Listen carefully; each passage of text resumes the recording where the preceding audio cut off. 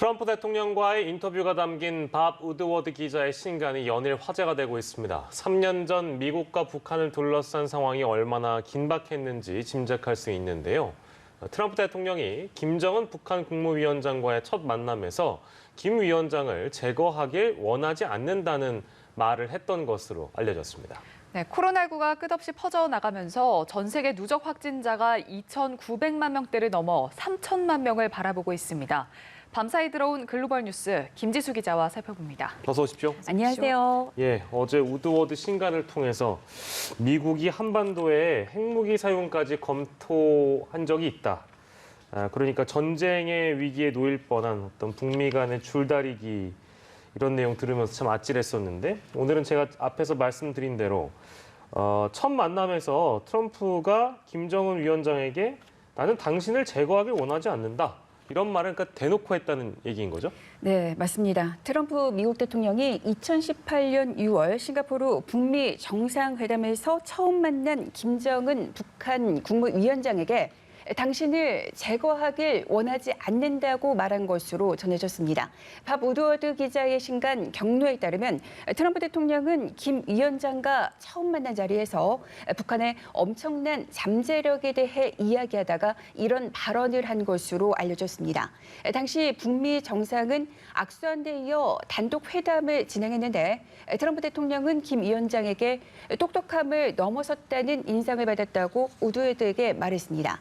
이 자리에서 트럼프 대통령은 김 위원장이 카다피 전 리비아 지도자와 같은 운명에 처할 수 있다고 한 이전의 발언과 관련해 자신은 김 위원장을 제거하길 원하지 않으며 북한이 위대한 경제 강국 중 하나가 될 수도 있다고 말했습니다. 앞서 회담에 앞서서 그해 5월에 트럼프 대통령은 김 위원장과 합의에 이르지 못한다면 리비아의 카다피 같은 운명에 처할 것이라고 언급해서 1차 북미 정상회담이 무산 위기를 맞은 바 있습니다. 카다피는 리비아가 핵무기를 폐기하고 몇 년이 되지 않아 서방의 군사작전으로 목숨을 잃은 인물입니다. 네, 트럼프 행정부의 이제 취임 초기에 대북 기조를 최대 압박으로 설정을 하면서 이제 굉장한 긴장 국면을 이어갔는데 그러다가 극적으로 해빙 국면이 되면서 이제 뭔가 상황이 점차 풀리는 그런 양상을 보이기도 했는데요. 그 과정에 대한 뒷이야기도 나왔다면서요? 네, 맞습니다. 그래서 1차 북미 정상회담이 얼마나 극적으로 추진된 것임을 알 수 있는 그 일화를 좀 소개해드리겠습니다. 대북 특사 자격으로 방북한 뒤 2018년 3월 8일 백악관을 찾은 정의용 당시 청와대 국가안보실장은 당초 첫날 트럼프 행정부의 핵심 강요들에게 브리핑한 뒤에 이튿날 트럼프 대통령과 만날 예정이었습니다. 그런데 트럼프 대통령은 특사단 일행이 백악관에 있다는 소식을 듣고 즉흥적으로 정 실장 일행을 집무실로 불렀습니다.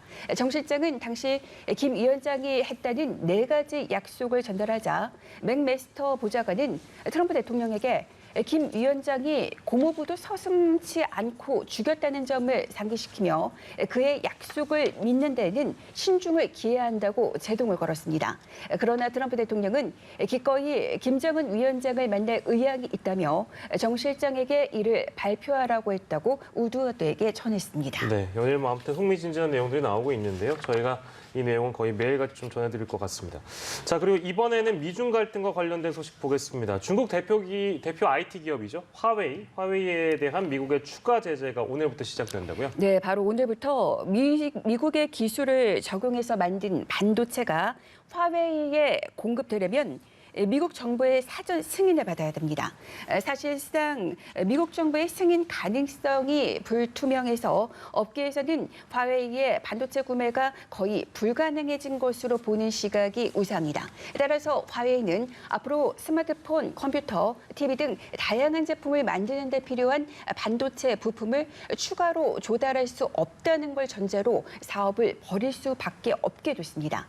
화웨이는 미국 정부의 제재 문제가 해소될 때까지 최대한 비축한 재고 부품으로 버틴다는 계획이지만 전망은 어둡습니다. 11월 미 대선 이후에도 지금과 같은 전례 없는 고강도 제재가 계속된다면 화웨이는 존망의 갈림길에 서게 될 것으로 보입니다. 아울러 화웨이 제재는 삼성전자와 SK하이닉스를 비롯한 세계의 여러 협력 업체들의 사업에도 큰 영향을 미칠 것으로 보입니다. 미 행정부는 또 강제 노동을 이유로 중국 신장 지역에서 생산되는 일부 제품 수입을 금지한다고 밝혔습니다.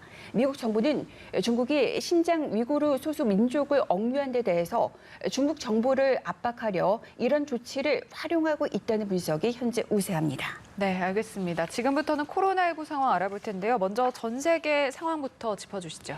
네, 전 세계 누적 확진자가 3천만 명을 바라보게 됐습니다. 오늘 오전 통계 사이트 월드오미터 기준으로 누적 확진자는 2,942만 명을, 누적 사망자는 93만 명을 각각 넘어섰습니다. 피해가 가장 큰 미국에서는 누적 확진자가 674만 명에 달했고 인도는 492만 명을 넘어섰습니다. 브라질은 434만 명을 넘겨 뒤를 이었습니다. 최근 미국에서는 확산세가 주춤하는 모습입니다. 지난달 말부터 하루 신규 확진자가 4만 명 안팎을 유지해오다가 최근에는 2만 명에서 3만 명대를 유지하고 있습니다.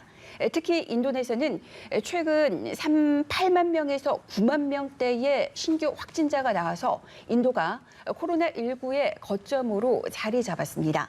인도는 지난 5월 중순부터 방역 규제를 풀면서 확진자가 계속 늘고 있는 상태입니다. 예.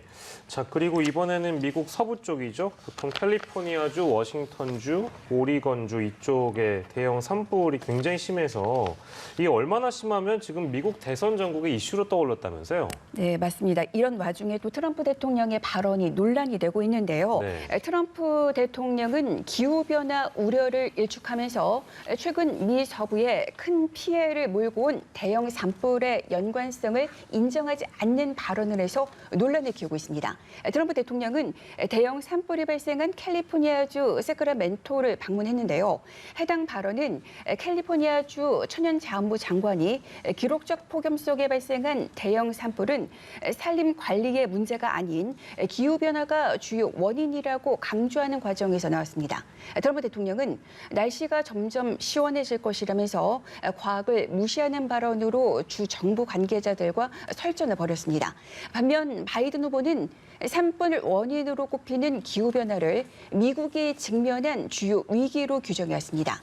기후변화 위기는 과장됐다고 주장하는 트럼프 대통령에게 현실을 부정하고 있다고 비판하고 있습니다. 그리고 캘리포니아와 그 오리건, 워싱턴 등 세 개의 주에서는 올여름 기록적인 폭염에 강풍까지 겹치면서 100건이 넘는 대형 산불이 발생해 남한 면적의 20%에 가까운 면적을 태웠습니다. 네, 알겠습니다. 또 어제 일본에서는 스가 관방장관이 이제 차기 총리로 사실상 확정이 됐는데요. 이제 중의원 해산을 통한 조기 총선 이야기가 계속해서 나오고 있는데 여기에 대한 스가 총재는 어떤 입장입니까? 네, 이제 스가 총리가 지금 현재 신임 총리가 내일 총리로 이제 취임을 하게 되는데요. 그 중의원 해산을 통한 조기 총선설에 대해서 코로나19 수습이 우선이라며 현재는 신중한 입장을 밝혔습니다. 스가 총재는 어제 자민당 총재 경선에서 승리한 뒤 기자회견에서 코로나19 문제를 수습해달라는 것과 경제를 살려달라는 게 국민들의 큰 목소리라며 중의원 해산은 현재로서는 힘들다는 입장을 밝혔습니다. 스가 총재의 이번 발언은 그가 총리에 취임한 뒤 전국 장악력을 높이기 위해 내년 10월까지 임기가 남은 중의원 해산을 단행해 조기 총선 체제로 갈 것이라는 일각의 관측에 쐐기를 박은 것으로 분석됩니다. 이와 함께 아베 총리의 지휘 아래 챙겨왔던 코로나19 대책을 실행에 옮길 것이라고 강조하면서도 새 내각 출범과 관련해서는 과감하게 자신의 정책 방향에 맞는 사람을 동용해 나갈 것이라는 그런 소신 있는 발언을 했습니다. 네, 알겠습니다. 이 소식까지 만나봤네요. 오늘 글로벌 브리핑 김지수 기자와 함께했습니다. 고맙습니다. 고맙습니다.